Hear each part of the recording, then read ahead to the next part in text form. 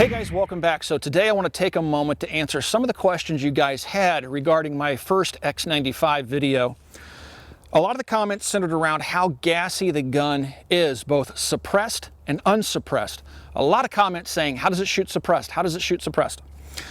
So let's talk about the gas system on the gun. The gas system rides right about here on the gun. It's also encased in the stock, so any of the gas that escapes that system will come back naturally and try to seep out through the ejection port, in this case on the right-hand side, or through the port here, which is covered by a polymer piece. Now, a couple of companies like Gearhead Works and I believe Manticore Arms sell port covers that seal this ejection port that's not in use to help prevent gas getting into the shooter's face. And this is primarily when the gun is suppressed. Now, I know some of you guys have said, and I've seen other YouTubers report, that the Tavor is just a gassy rifle, that they get gas in the face even when the gun isn't suppressed.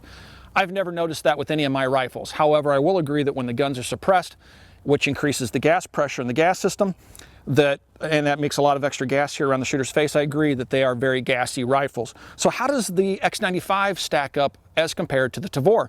You'll actually notice on some Tavor videos where even I think myself, we're shooting them suppressed a lot, that you'll have a black line on your face from the gas that seeps out from around the port cover here. So to that end, I have installed a Griffin Armament flash hider, which allows me to put my M4 Sd2 suppressor on the gun. And this is just a quick detach suppressor that will work on any standard A2 bird cage. Unfortunately, the bird cage that's on the Tavor and X95 is just slightly larger than standard, so I couldn't get it on in my original video. Now you can see it with the suppressor on. But first, let's shoot it unsuppressed and see if we can get a glimpse of what the gas looks like on the rifle.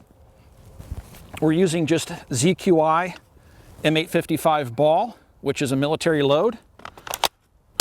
All right. Now I'm going to shoot the gun like this, and I'll let Jason get in there with the camera and see if you guys can see any of the gas escaping in this area right here.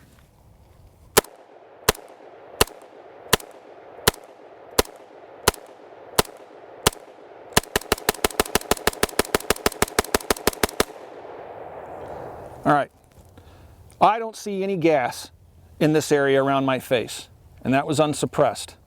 All right. Lancer mag drops right out of there. Well, let's go ahead and leave the gun with the bolt locked to the rear, put the safety on, and now let's put the M4 Sd2 suppressor on the gun. This is going to take a couple of hands. Just slides right over, locks into place. Again, ZQI, this time out of a PMAG. Now hold the gun the same way and watch for the gas in this area. Let's make sure we get the ejection port and the charging handle area and see what it looks like suppressed. For slow fire.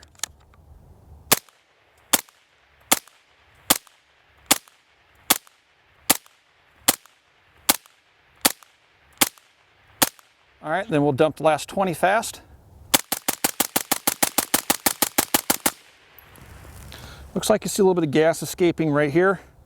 At least what I could see in my peripheral vision. But overall, especially when I'm just slow firing with a regular cadence, I don't really notice a whole lot of gas in my face. I do notice it, it is there. We'll get another shot from the other side so you can see what's coming out the ejection port. But overall, is it unbearable? No. Is it worse than an AR-15 or M16? It's at least as bad as an AR-15, maybe a little bit worse, it's hard to gauge, but you're definitely getting a little bit of gas in the face here. So let's do some more shooting with it suppressed. We'll see if I get the black line on my face, and we'll see what the gas looks like coming out from the ejection port side as well. Now let's take a look at the ejection port side and see what the gas looks like. I'll fire off a few rounds and kind of a slower cadence, and then I'll dump the magazine so we can see what the gas buildup looks like around the shooter's face. Again, we're using the Griffin Armament M4 Sd2 Suppressor.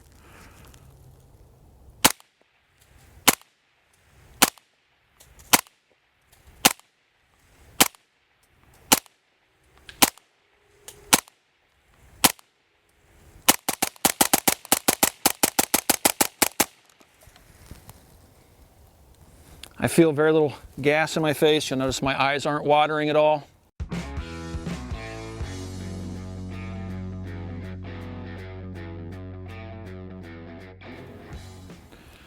So now that's all environmental. It's fairly still out here today, not much wind at all. Sometimes you'll have a wind that'll take the gas out of your face. I don't know how it would be possible because it uses the same bolt and carrier, but I don't know if I have a black line on my face or not, but it doesn't seem as that this gun is as gassy as the Tavor, and I don't know how that would even be possible, but it's not obnoxious on a mag dump. It wasn't like gassing me out like you've seen it happen before when I take my glasses off, my eyes are watering. I didn't get that. So is it the best suppressor gun? No. I will say having the piston pop right here is just a little bit loud. It's not as quiet as, say, an AR-15.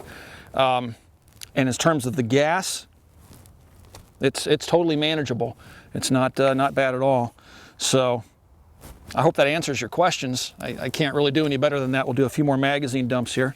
What the heck, I got one more. Might as well get this M4 Sd2 nice and toasty. All right. And we'll just do a little bit of slow fire here so you can see the gas, and then I'll speed it up again for the rest of the magazine.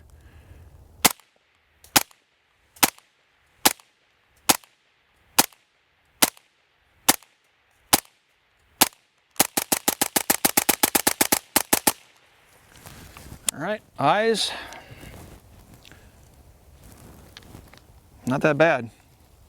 I'm not seeing any carbon seeping through over here.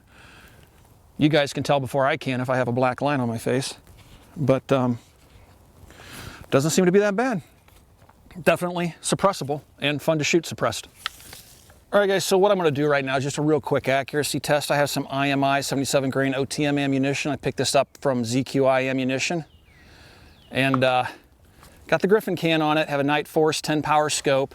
We've got it somewhat zeroed. We've been playing around with it this afternoon. I tell you what, bullpups and bench rest shooting don't go well together. Trying to find a stable position with this thing is challenging to say the least. I'm seeing a lot of movement.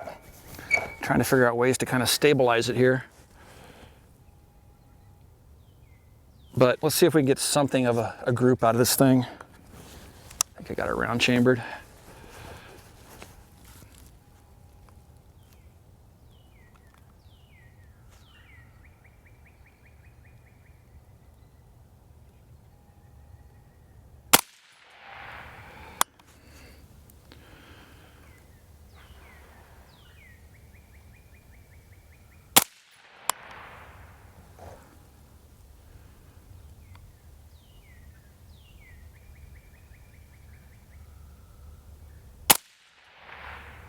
This thing is moving around a lot.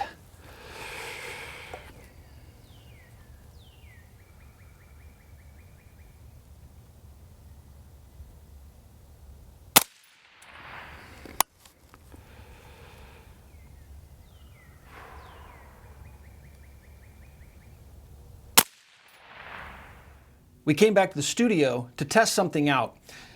I never had a problem with PMAGs dropping out of my original Tavor, so it was a little bit surprising, and you guys made some comments about this as well in the first video, that the PMAGs didn't drop out of the gun. And something happened at the range today that really piqued my interest. So here's my old salty PMAG. This thing's been loaded and unloaded and left loaded for I don't know how long or how many times.